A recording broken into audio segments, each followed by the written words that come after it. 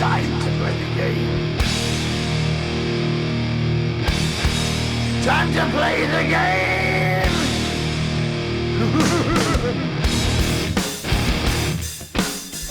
Welcome back. I'm Jason Wiersema. This is Tankers Fantasy Football. We got some good buy or sell trade targets for you guys this evening. I know some of you have probably trade deadlines have passed, but if they have not, we've got some good ones cooking up for you guys. We'll lead it off. But before we do, you know how we like to do it here at Tankers Fantasy Football. Maybe you throw us a like. Maybe you go down there, take your little finger, you go down there and you hit that little thumbs up button. Maybe you do that. Maybe you don't. Maybe you throw us a subscription. Maybe you don't. Maybe you go fuck yourself. All right, we're going to lead off some Damian Williams. Sean McCoy was a healthy scratch last week. Williams has tallied 31 carries and 7 receptions. Over the last 2 games, he's playing on 73% of the Chiefs' offensive snaps in those 2 contests as well. Mahomes back in the action, Damian Williams looking to be fully healthy out there. They say they're keeping Sean McCoy ready for the stretch, but I don't know. I think they're just pissed about him fumbling out there. Just put him on the healthy scratch. Maybe he's kind of being a little bitch behind the scenes. We don't really know about that. But I think Damian Williams full on. I think he go out there if you can still buy him at a reasonable price. I would probably look to do so. Got some Saquon Barkley. I know he's got like 27 carries for 29 yards in the last 2 games. Oh my goodness, I might be able to go out there and accomplish a feat like that. But he does have the Dolphins and the Redskins week 15 and 16 in your fantasy playoffs. So if the owner is down the dumps on Barkley, he hasn't been really getting as sexy as of late, I would go out there and see what I could, trade for. Maybe get him on the cheap out there. I got some Aaron Jones. Aaron Jones is ranking third amongst running back with 21.1 PPR points a game. But, it's coming on those totally depending on those 14 touchdowns. I know the Packers do produce touchdowns, and those, some of them can probably continue to have them. But 14 touchdowns is a really hard thing to do. He's averaging 0.93 points per carry out there, which is best in the league. But those touchdowns, it's going to be hard to sustain because if you look at what his touches these last 4 games, he's averaging 11.5 carries and 3.5 targets. So he's only averaging the 15 touches a week in these last 4 games. I don't know if these touchdowns can continue to happen with that limited workload. And I'm not saying to go out there and sell Aaron Jones for a fucking ham sandwich or anything like that. You can get the King's ransom for him if you can get top 5 RB value right now. If you can get top 3 like he has been, top 3 RB value right now, I would probably look to sell Aaron Jones on the mega high. I know it's hard to sell dudes that go out there and got it sexy for you and got you 3 touchdowns, but that's when you got to do it, though. That's when you got to do it. You got to suck it up. That's when everybody else is salivating at the fact of getting him on their team. So you got to suck it up sometimes. Try and get the King's ransom for David Johnson. My God, looked like he was dragging my minivan out there behind him going down the road. He's just out there. I don't know what he's doing. It looks like he had me on his back, piggybacking the way he was running so goddamn slow. This back injury, this little ankle injury has to be hampering him. I think if you can get anything for David Johnson right now, I would look to do so. And I'm talking about anything. I'm talking about like get Kenyon Drake for David Johnson right now, rest of the season in redraft. It has been absolutely gross. I love you, David, but my goodness, I think if you can get anything, if you can still get like RB2, back end RB2 for David Johnson, I would probably look to do so. We got some Austin Ekeler.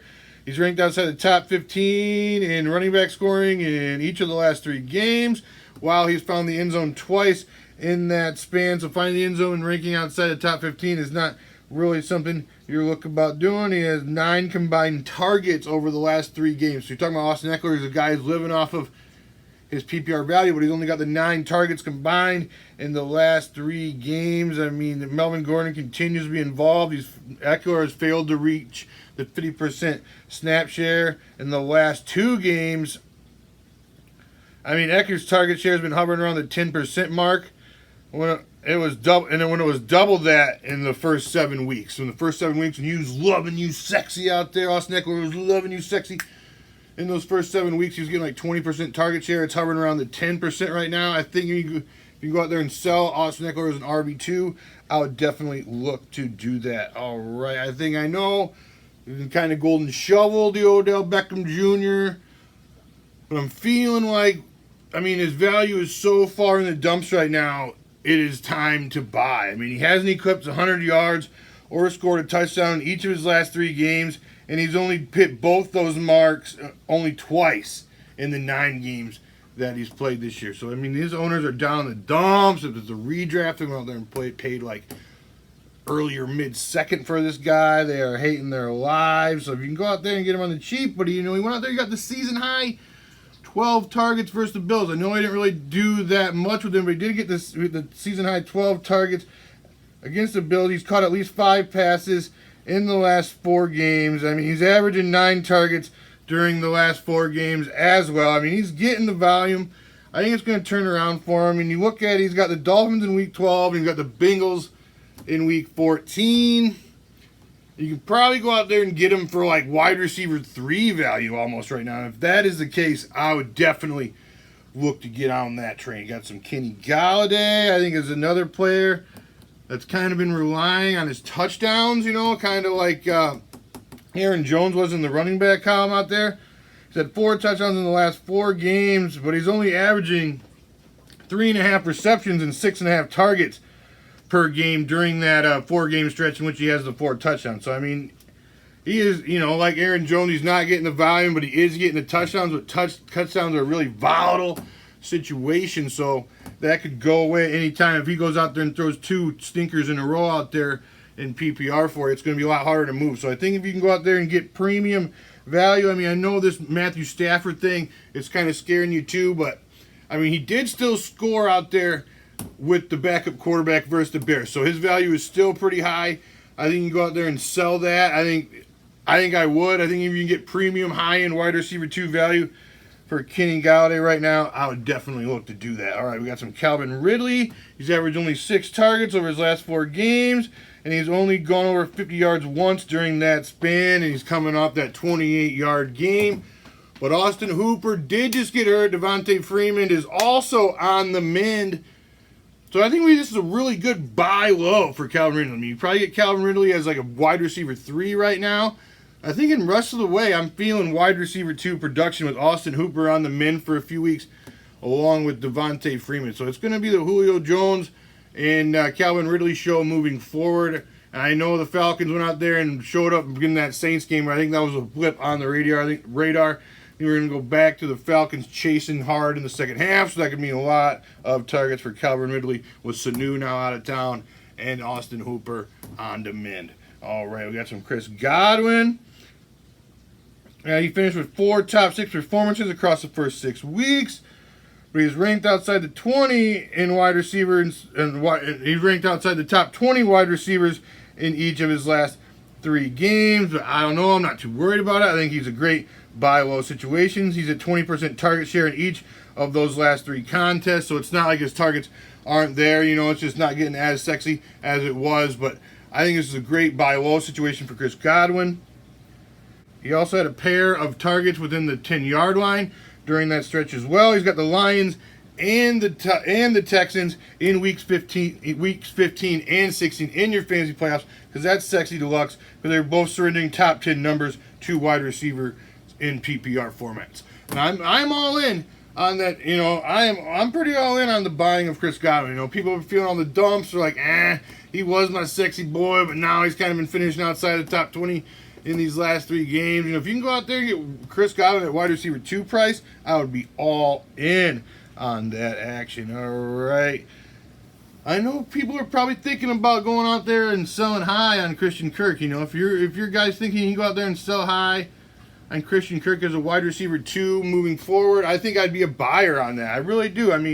He's got a really great combination of young emerging quarterback. The team's still trying to win out there. David Johnson is banged up. We got Larry Fitzgerald kind of passing the torch situation. So, if your guy in your league's thinking he's selling high at like a mid-range back-end wide receiver 2 after he went out there and lit it up sexy this last week, I think I would be a buyer. I think he is a solid wide receiver 2 moving forward for the rest of the season. We got some D.D. Westbrook. Nick Foles coming back. D.D. Westbrook was Nick Foles' boy during the preseason. So I look out there, see if I can get your hands, get your mitts on some D.D. Westbrook as a flex play moving forward. All right, and number time to buy is probably the closing last call for making a trade in your leagues. If you are still able to make trades in your leagues, this is last call situation.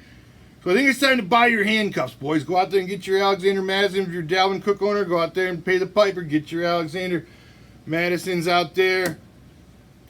And get your Jalen Samuels. If you're the James Conner owner, James Conner's looking to come back. Get you that Jalen Samuels. Who else we got as like a high premium fucking handcuff? I'm drawing blanks right now. Get your Tony Pollards. Get all them sexy boys and get them on your team, because if your guy goes down heading into the fantasy playoffs, you're going to kick yourself for not doing so earlier on the season before the trade deadline. All right, boys, like to cut my jib, holler at me, hit that like button down below, pound the shit out of that like button. I desperately need a good like button pounding out there. All right, hit that subscribe button, share, go ahead and share it to all your friends. I know you're trying to keep Tankers a secret, because then you got the edge in your leagues. But I'm telling you, I need some more listeners, boys. We're on the quest. We're trying to climb up this fucking beanstalk to 1,000 subscribers. And boys, my arms are getting tired out there. So I'm gonna need some help in the share department. And if you got any questions about buying or selling, or your waiver wires, or your stardom situms, put that shit in the comment section below. I will get back to you. I always do. All right, holler at me.